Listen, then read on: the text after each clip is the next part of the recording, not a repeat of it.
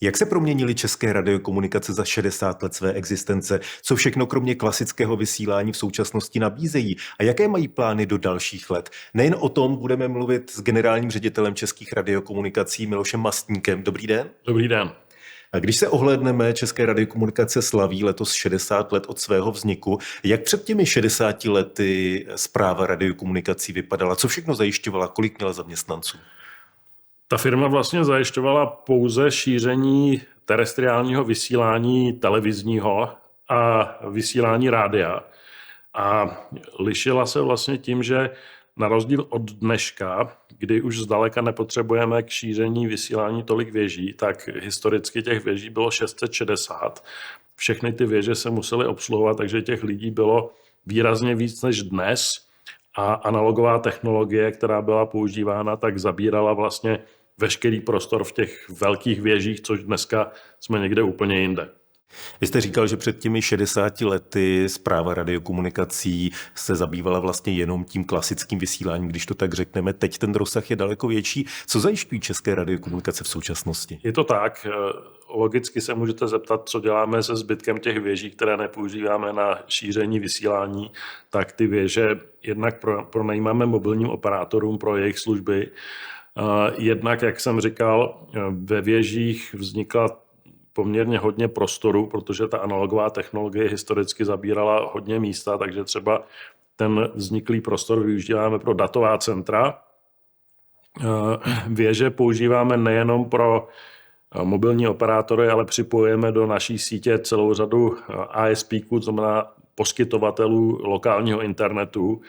A ty věže používáme i pro naše point-to-point rádiové spoje. A v neposlední řadě jsme postavili naší vlastní síť pro internet věcí za využití technologie LoRaWAN. A logicky se nabízí, že naše věže jsou přizpůsobeny k tomu, abychom byli schopni pokrýt celou Českou republiku. Kromě těch věcí, co jsem vyjmenoval, tak je důležité zmínit to, že tady, kde sedíme na Žižkovské věži, tak pod námi je vlastně jeden z největších cloudů v České republice.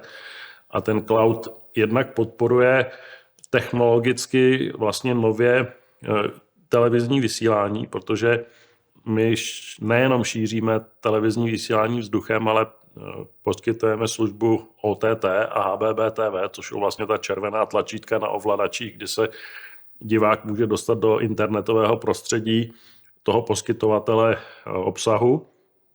A zároveň ten cloud používáme pro privátní cloudová řešení pro naše korporátní zákazníky. Komu vlastně v současnosti české radiokomunikace patří?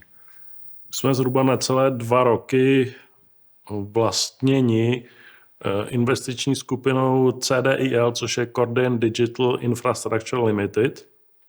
Je to původně kanadská firma, která vstoupila na londýnskou burzu a my jsme byli jejich první investice v Evropě.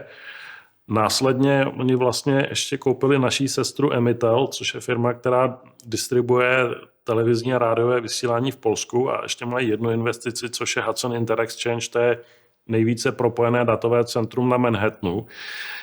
Je to firma, která vlastně má ve svém managementu celou řadu lidí, které mají velkou zkušenost jak s šířením televizního vysílání, tak i z oblasti telekomunikací. A oni sami velmi věří tomu biznisu, který my děláme, proto i do nás investovali.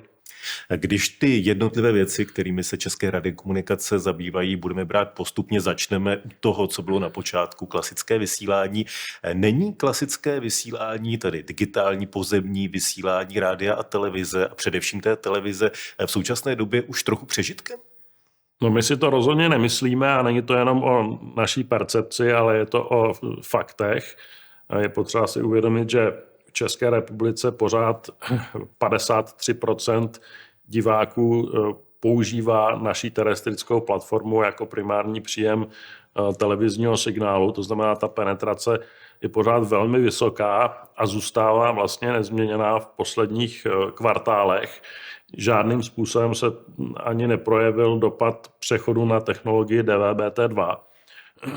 To je jeden aspekt. Druhý aspekt je ten, že pořád tato platforma umožňuje šíření informací a vysílání zdarma. A myslíme si, že i v kontextu geopolitických událostí je zachování té terestrické platformy vedle třeba IP, která je velmi volatilní, co se týče kybernetických útoků, kriticky významné jak pro stát, tak vlastně i kompletně dneska v Evropě zachování té platformy se ukazuje jako klíčové. Vy už jste mluvil o digitálním televizním vysílání. Samozřejmě všichni pamatujeme přechod od analogu k DVB-T, následně k DVB-T2. Digitalizace se týká ale i rozhlasového vysílání. Tam je tím formátem DAB nebo DAB+. Jak důležitá pro vás je rozhlasová digitalizace a předpokládáte, že půjde rychle dopředu? Je pro nás velmi důležitá. Jsme rádi, že vlastně dohromady společně s Českým rozhlasem podporujeme rozvoj dabové infrastruktury a vlastně na většině území už je možné naladit DAB. Ten DAB má několik výhod, jednak je možné vysílat víc kanálů, protože dneska FM je omezeno počtem frekvencí.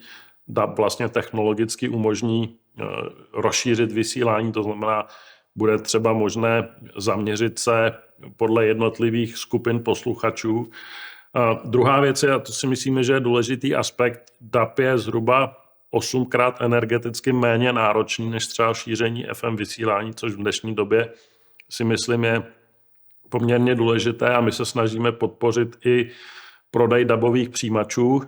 Je třeba pozitivní, že co se týče nových aut, tak DABové přijímače už jsou defaultně v každém autě a naše snaha je, aby i zhruba těch, pokud se nepletu, 250 000 přijímačů, které se ročně prodají v České republice, tak aby všechny obsahovaly už dabovský tuner. Takže ten rozvoj každopádně podporujeme a vlastně chystáme se i na aukci multiplexu pro DAB, která by měla proběhnout někdy na přelomu roku 2023-2024. To znamená, že chcete provozovat vlastní multiplex? Každopádně. Vy opakovaně říkáte v rozhovorech, že radiokomunikace chtějí propojovat rozhlasové, televizní vysílání, internet. Co si pod tím představit?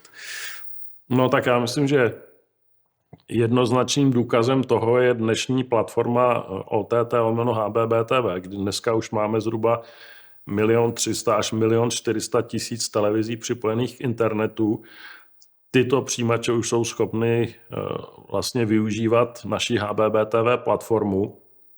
My vidíme tu synergii s terestrickým šířením obsahu a právě tím prostředím HbbTV jako velmi důležitou a i přináší komfort pro toho uživatele.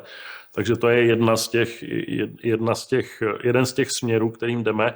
A velmi podobná věc se dá do budoucna udělat i pro rozhlasové vysílání. Je to směr, kterým se taky chceme ubírat, to znamená vytvoření jakési OTT platformy pro rozhlasové vysílání je v našich plánech. Abychom měli vysvětlit tu zkratku, co je OTT. Je to vlastně over the top, to znamená, jakoby nad tím samotným terestrickým vysíláním je možné poskytovat celou řadu služeb, z níž jakoby jedna může být HbbTV, to znamená hybridní televize, která umožňuje vlastně například zpětně sledovat to, co už bylo odvysíláno, přecházet nebo pouštět si ty věci dopředu, zpětně, dozadu, jak už jsem říkal. To znamená, dostávám se do toho internetového prostředí poskytovatele obsahu, můžu si vyhledávat pořady, které mě zajímají a můžu teoreticky pod tím hlavním kanálem vysílat ještě některý další obsah. Příkladem může být třeba Česká televize a její sportovní kanál, kdy hlavní sportovní kanál vysílá jeden přenos, ale pokud paralelně běží několik přenosů, tak si můžu díky té platformě přes internet podívat na některý jiný sport, který zrovna běží paralelně. Vy jste mluvil o datových centrech. Na podzim jste avizovali stavbu největšího datového centra na Zbraslavi. Jak si představit to datové centrum? Co tam je a kolik se tam vejde informací, kolik se tam vejde dat? My třeba už dneska provozujeme 5 datových center v České republice. To největší je právě tady pod námi na Žižkovské věži, kde máme zhruba v současné době prostor asi pro 450 reků neboli stojanů, do kterých se umísťuje technologie. Co se týče Zbraslavy, tak naším cílem je postavit datové centrum, které bude mít kapacitu přes 2000 reků. Zhruba výkon kolem 30 MW a je si pod tím možné představit, že místo toho, abych svoji výpočetní techniku koncentroval u sebe ve firmě, investoval do ní nemalé prostředky, hlavně na to, jak ji zabezpečit, jak ji uchladit, tak si ji dávám k někomu, kdo se tomu věnuje jako hlavní část svého biznisu, kdo to umí a kdo je schopný ji jednak zabezpečit, ale jednak i dostatečně kvalitně propojit, abych měl rychlý a bezpečný přístup ke svým datům. Mluvil jste o tom, že se zabýváte také internetem věcí neboli IoT. Co všechno v tomto směru nabízíte? Co všechno je možné ovládat vlastně prostřednictvím vašich technologií? Momentálně máme síť, která pokrývá víceméně celou Českou republiku. Máme zhruba 1450 gatewayí, které vlastně umožňují komunikaci se senzory.